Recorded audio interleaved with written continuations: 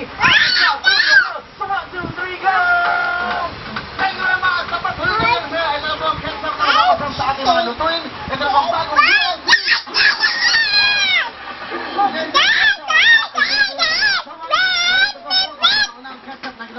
sa pagluluto. Ang timpla ba sa ito? May dalawang special kayo sa yun, siko na yung ketchup. Yan po ang honey barbecue. Ang my sicily. Ito po ha, mga recipe para malaman niyo po kung paano po ang tamang pagtimpla sa mga niluluto nyo. At ako, napakamura po ito dahil 20 pesos naman po ito. Napakasarap sa pagkain ng pamilya. Kaya araw-araw po ito. Ang lutuin ba? Kasama po ang bago. Salamat! At mahin kayo! Okay, pasok pa!